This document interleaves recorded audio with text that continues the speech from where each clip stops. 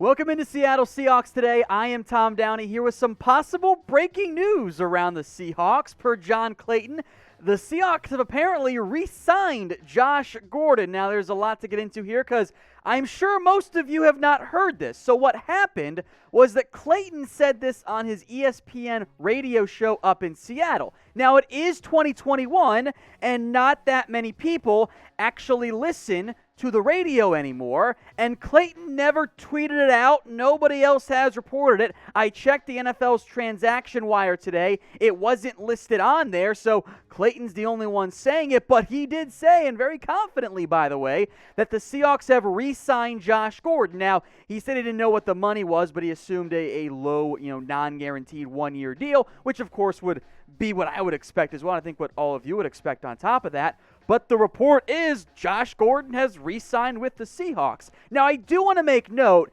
that doesn't mean necessarily a lot, in large part because Gordon is still suspended indefinitely by the NFL. So we really have no idea if the NFL will bring back Josh Gordon, or allow him to come back, I should say. If he does, it sounds like it's going to be as a member of the Seattle Seahawks. The last time we saw Gordon was all the way back in 2019. He played 11 games, some for the Patriots, some for Seattle, and he seemed to like his time with the Seattle Seahawks. Again, 27 catches, 426 yards, 1 score. If he's your number 3 receiver, well, that's pretty darn intriguing.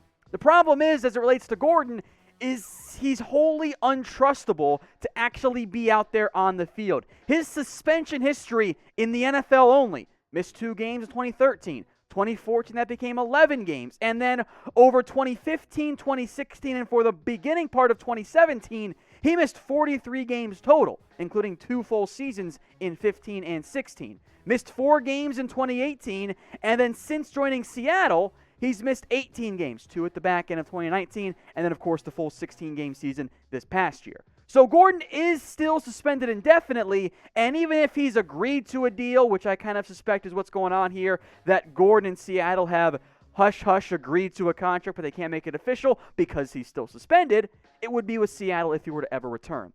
I don't know if that's going to happen. Now, maybe you guys want to speak some positivity in the air here. I'm going to make this question the pinned comment on today's video. Will Josh Gordon ever play again in the NFL? Type 1 for yes or type 0 for no.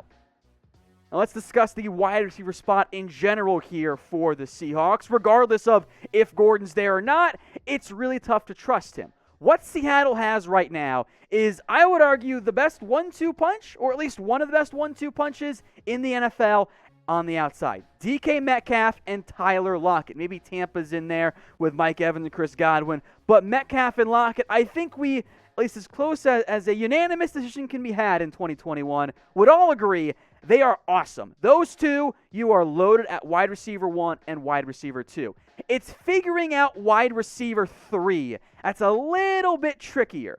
Now, David Moore held that role for the most part this season, 35 catches, 6 touchdowns. Freddie Swain, the young rookie out of Florida, he got involved as a later day 3 pick. Penny Hart had 1 catch, but spent a lot of his time on the practice squad as well. Guys like John Asura, others, those aren't really count-onable. I'll make up that word today.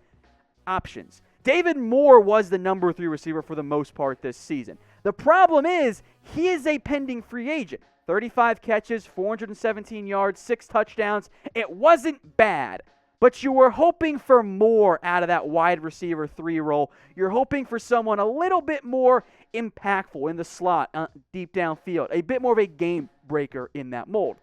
That was the hope for Philip Dorsett when he was originally drafted in round 1 out of Miami, Florida. The problem is, he's never been that good in the NFL and didn't even play at all this year for Seattle. Had a foot issue and never got fully healthy. They brought him in on a cheaper 1-year deal thinking, hey, maybe he could be our wide receiver 3.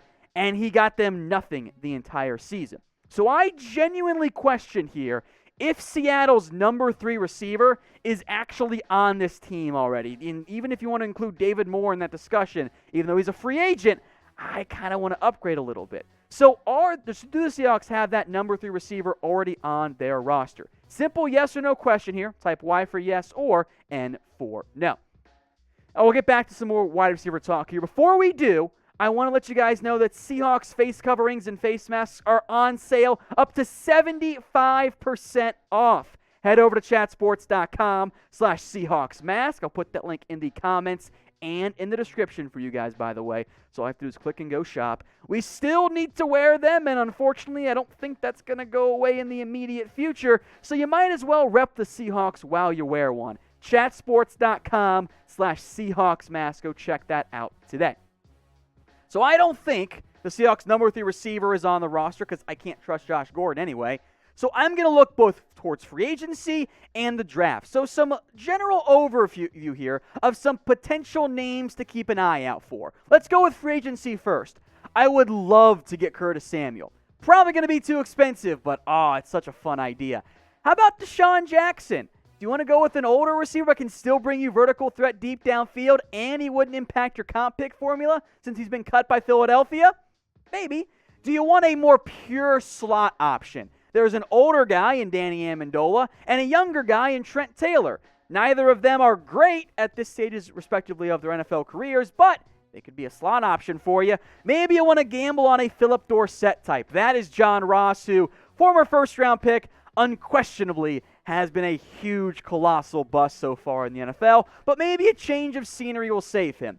In the end, I don't love the free agent market unless someone like Golden Tate ends up getting cut, in which case go bring back Tate. I think the draft is a very plausible outcome for Seattle in terms of adding a receiver. I'm looking at guys who could maybe be taken in round 2, but could also possibly fall to round 4. It's a good receiver class, right?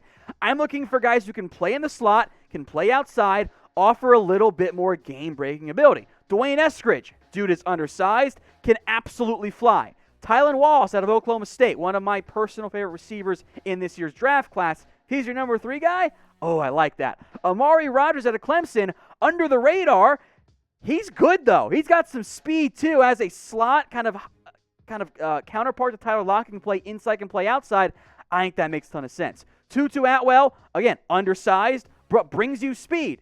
Same with Daz Newsome. My fit there was trying to find somebody who can win underneath when teams play more 2-deep safety, but also brings you added speed if you want to put Lockett in the slot a little bit more. So of those options, I like the draft the most, and maybe you find someone in round 4 or in round 5 to go explore as a potential option for the Seahawks. In the end, as much as I would love it to be Josh Gordon, much as I want Josh Gordon to be that number 3 guy, he's impossible to trust, unfortunately. Now, he doesn't get paid if, of course, he has officially re-signed, unless he actually plays football, and that checks out pretty logically there, right? There's no real downside in the end to agreeing to a deal or signing a deal or whatever because he's got to play.